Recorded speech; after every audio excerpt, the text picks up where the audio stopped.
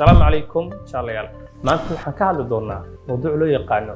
بايوميميكري بايوميميكري أنت شرحت سوقل تصالح صوص على كيف هنسين دونا دالك جابان من كان ابن مقدة أيها وحو أهان شري من معمولة لما ترى ماذا وعن صندوق جابان لو كبعد شبكة صويرتي dadka marka qaabka ah ama passengersku adeegsan tareenka oo marka tareenku uu soo gaaray maxadada ama bosteejada oo codkiisa aad u sareeyo iyo sidoo kale tareenka oo markaas adeegsanayay ama qarash gareynayay shidaal aad u fara badan taas oo ka dhalanaysay friction force yani hawada marka caadiyan sameyn laba gacmo marka isku keeno jabaq ayaa ka dhalata physics-ku sida uu barayo sidoo kale diyaaradaha tareemada gawaarida xitaa anaga shaqasta markan ordayno hawada dhinac u socota hadaan ku aadanahay wana soo celinaysaa sidaasna waxa yaraanaya xawaaraheena iyo qaabkan tilaabo u qaadayno taas oo hadda qof bini aadam tahay saameyn karta inaad daashid xilli degdeg ah hadda tareen uu yahay ama diyaaradna keeni karta in shidaal fara badan ka baxo haddaba injineerka idin muuqda ayaa wuxuu caadiyan ahaa qof iska jecel badda qiimaha iyo meelaha la midka ah inuu waqti fiican ku qaato sidaasna khalqiga ilaahay ku tadabburo dabcan anaga quraanka iyo rasuulkeena baa noo sheegay laakiinse inta in leego naga mida ayaa ku tadabburo haddaba ninkan Japanese-ka tadabburka u sameeyay wuxuu ka faa'iido wuxuu maalmaha ka mid ah arkaya shimbirka loo yaqaano kingfish oo sida idin muuqata ah shimbir caadi ka mid ah duula ayaa wuxuu dabeecad u leeyahay wabiyada harooyinka iyo badaha markuu ag marayo inuu intuu meel kor ka soo arko sida galeebkii oo mataqaanaa oo ugaarsan karo malaay limo iyo wixii markaas biyaha ogadoo sare maraya haddaba wuxuu isweydiinayaa shimbirkan ka imaado xawaaraha arka ku socda markuu biyaha ku dhaco si khafiif ah ayuu u gelayaa waliba codkiisa asagoo la maqlin sidee ayay ku dhacday haddaba asagii tiimkiisii daraasaad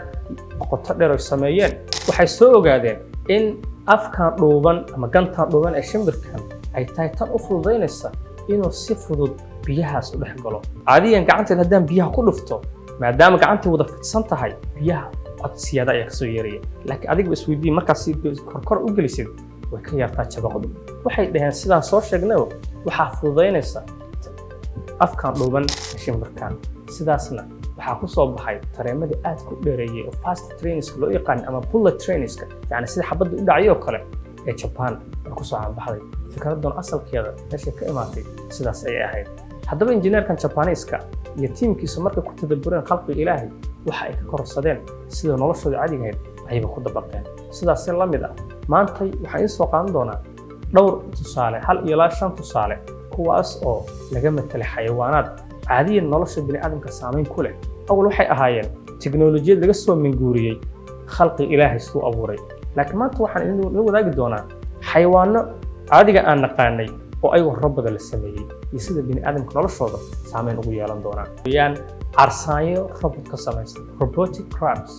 arsaanyada ayaa waxa ognahay in fara badan leedahay kuwaas oo u fududeynaya inay oogada dhulka si siman u wada mari karaan ayadoo lagu heedo meel walba taabanayaan haddana sidoo kale culimo kala duwan ayaa waxay ka shaqaynayaan oo hadda hawsheeda ku jiraan sidii u horumarin lahaayeen arsaanyo aad u yar oo loo yaqaano nano robotics yani nano waa waxa isha lagu arki karin waa hal loo qaybiyay 1 milyan loo qaybiyay taqaanaa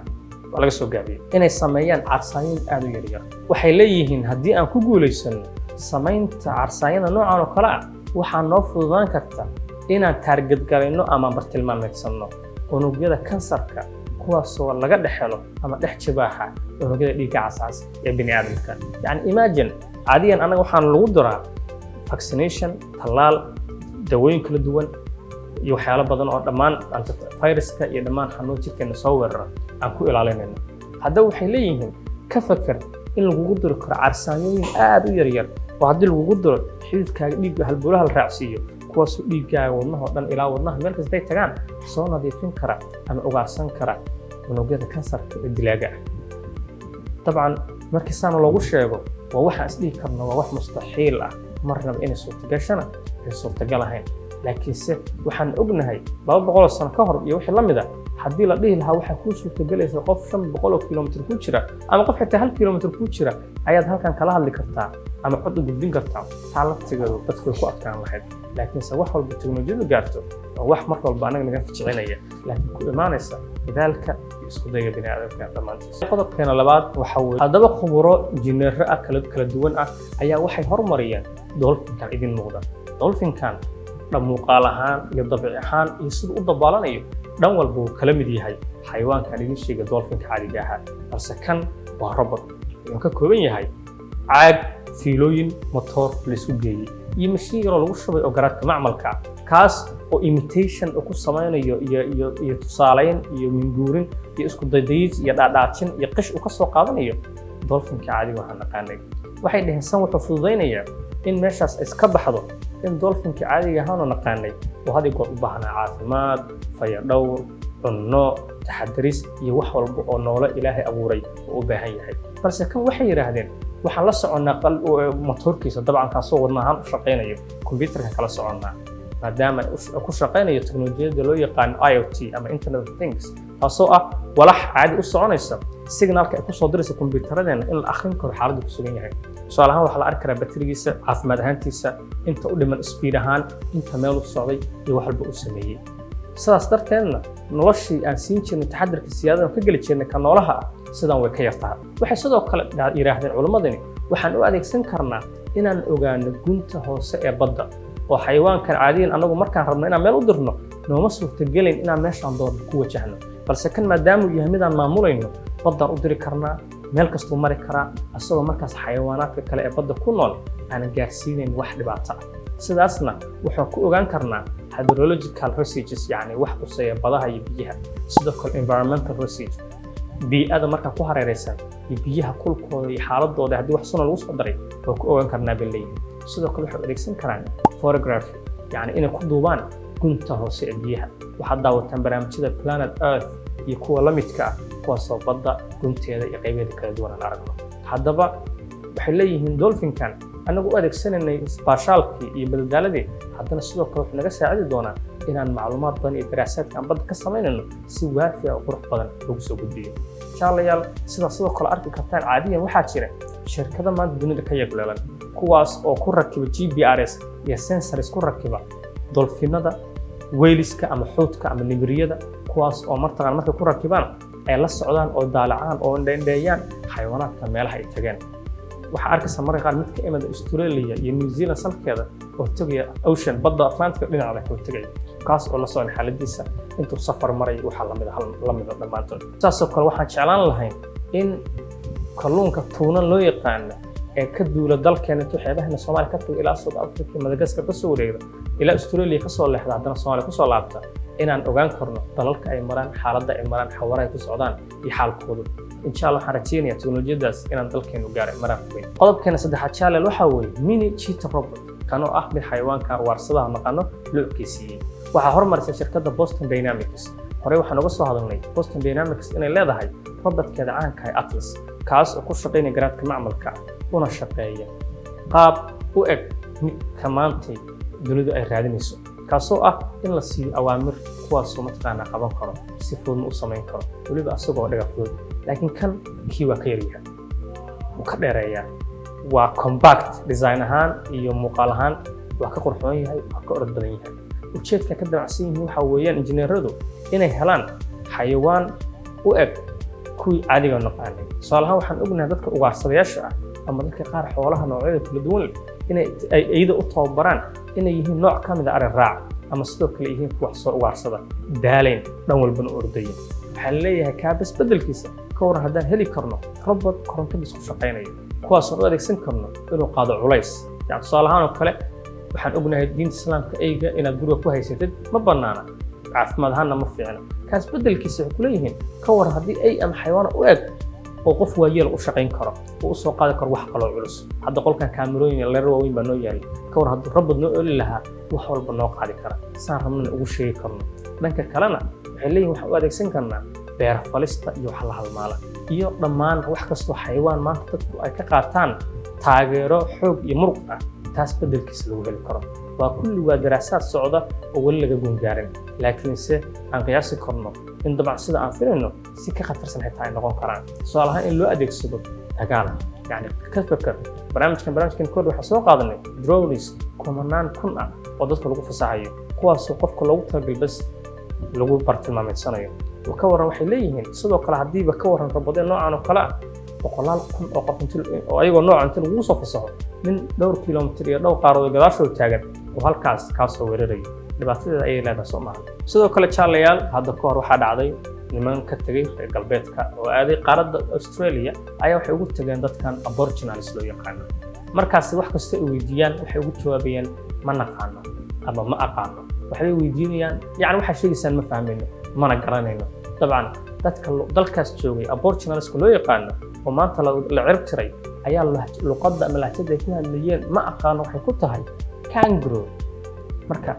waxaan filayaa magacaas waad maqasheen caadiyan kangaroo wuxuu ka micno yahay ma aqaano laakiin anigu markaan kangaroo idin dhaho waxaan ku soo dhacay xayawaanka laba lugood saynta dheer halkaana ku leh jiishka yarka oo ilmihiisa ku qaato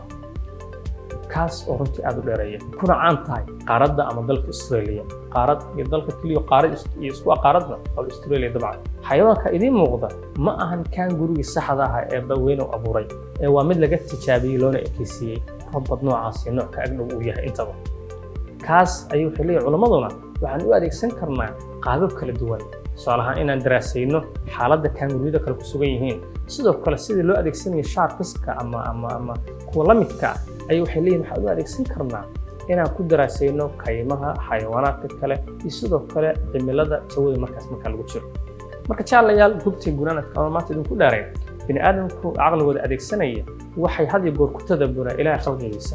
ayagoo markaas ka qaadanaya tusaalooyin kala durugsan kala waafisan ilaahay markuu leeyahay fasiru fil ardi fanzuru kayfa kana aqibatu al-mukaddibiin dhulka ku socdo oo dadka kale ka horeeyay taariikhdooda soo fiiriyo xitaa waxa la helayaa haddaan tagno taariikhda hore ilbaxnimada hore ee Masar tii bilad raafidayn romanskii hore bershiyaanskii hore xitaa bilad bunt yani markaan tagno mid walba in calaaqado la lahayd xayawaanaadka nooc ka mid ah sidoo kale qaab kala duwan ay adeegsan jireen tusaalahan kale bini aadamka qorno ku soo dhacday markii ugu horeysay in ay dibiyada xayawaanaadka la midka inta awoodooda adeegsadaan agaaraha ku falan karaan inay daabad ahaan u adeegsan karaan inay intay carbiyaan ay qaarna cunadooda cuni karaan qaarna daabad ahaan u adeegsan karaan haddaba ilbaxnimadu hadii goor way soo bilaabatay dadku si biyaha iyo beeraha ugu dhow yihiin ay u kala horeeyeen maantana sidoo kale sida ay baahidooda iyo dareenkooda u kala sareeyay wacyigooda iyo maalgelin ugu sameeyaan ayuu taasna u kala horeysaa waxaan iska soo hadalnay droneska waxaa laga matalay shimbiraha qaar ka mid ah diyaaradaha qaar ka mid ah dhammaan wax walba oo maanta adeegsano nolosheen marka dib u fiirino ilaahay waxaad arkaysaa inaan ka soo koobiyay ama ka soo minguurinay noloshan ugu hareeraysan وعلم آدم الأسماء كلها يعني إلهي سبحانه وتعالى ملائكة سؤالها لويديي وقرن وايين وإلهي ويدي آدم وقرتي حل فير آدم لما عيدهم بر ودم بمبرني تاسو نقول كرتا علم كستي يعقون كستي آدم والله إيمان كرو عبهن آدم وايين كامل لكن سير لو كلا دال بدين هاي لو كلا شحرت بدين هاي لو مشغول يمال قليل بدين هاي يعني لو سوق العرس على أبيها هذا بتشان له واحد كيف كرتا هذه يقول واحد كستو قوة رئيسنا haddii noqoto balanbaalis hadduu noqdo mas hadduu noqdo wax walba yahay intaad u fiirsatid dhibaato ku haysato nolosha maanta dunida ka jirta oo lagu xallin karo ma jiri karta ayaad leedahay dhammaanteen